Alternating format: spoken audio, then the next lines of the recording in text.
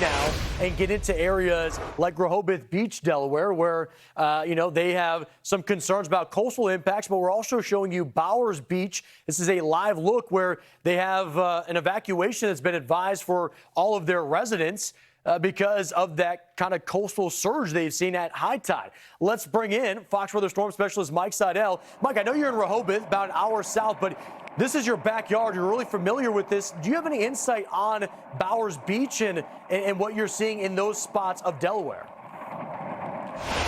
Well, yeah, you go up to Bowers Beach, which is north of Slaughter Beach. There's only one way in on each side of the inlet. There's an inlet there with a harbor, and in from the, by the way, this is the Delaware Bay, not the Atlantic.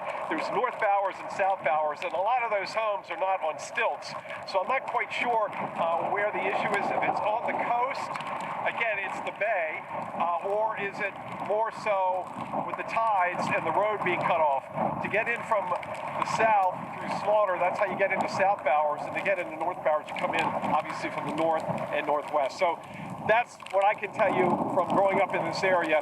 I don't know exactly what is going on there. Luckily, we have Mark Sunneth up there keeping an eye on the situation, but it is the bay side and not the Atlantic.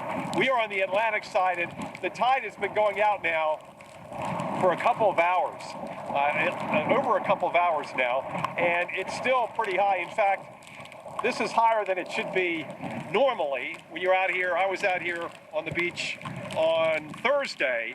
In fact, we'll probably, you know what, maybe we'll dig up some of that video and you'll get a sense of how much beach is underwater now because of the storm and the tide being higher than average. We have the coastal flood warning up here till 8 o'clock tomorrow night. So we've got two more high tides of concern, early in the morning, a little after midnight at 1 a.m., and then tomorrow afternoon about 1:32 p.m. So those two high tides are in that warning window, and inundation could top out at 2 to 3 feet. So think about water above normally high ground. And what we've seen here is the water getting into the dune line, and normally it's out there. So easily a foot to 2 feet, and that's why we're having some issues like at Bowers Beach, some of these areas like the Back Bay areas and Dewey Beach and the Ocean City Inlet parking lot has seen water in it during the high tide, and now even as the tide goes out.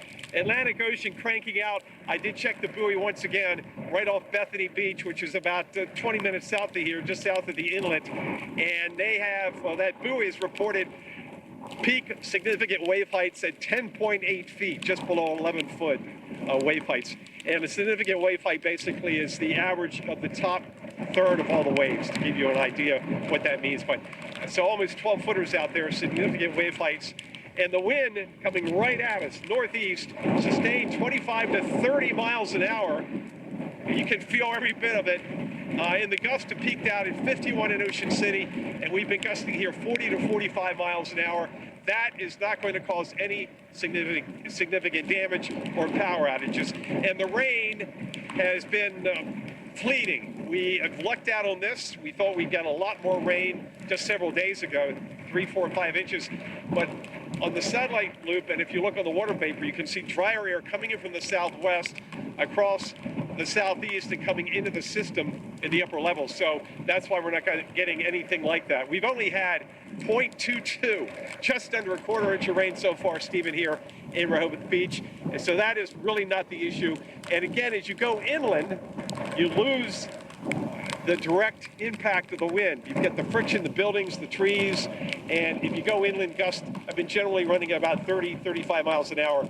I like to say, in a warm nor'easter, when you don't have snowfall, once you get away from the beach, it's not too bad, unless it's a really, really powerful storm in the wintertime, like here, because a lot of times here in the winter, Stephen, we get a really bad nor'easter, but it's still warm enough for rain. But today it's all rain. Temperature, though, has come down a few degrees. We were at 65, now we're down 62, 61, and you can actually feel that coming at you on your face. It does feel a little bit chillier out here. But the surface up, it's going to stay up through tomorrow, improving Tuesday as the storm that forms off the coast here goes out to sea Tuesday. Stephen? Yeah, hey, Mike. Here comes the surf again. Yeah, the surf coming at you with that foam, and it just doesn't release, and that's a big component as you've been illustrating. By the way, great job with the insight and memory of Bowers. I was looking it up on the map. It's Whitwell's Delight Road. It's a very specific road, but effectively that only road in. If you're east of there, so the entire town, you're advised to evacuate because of this major wind event off of the bay. So great memory and insight here, Mike.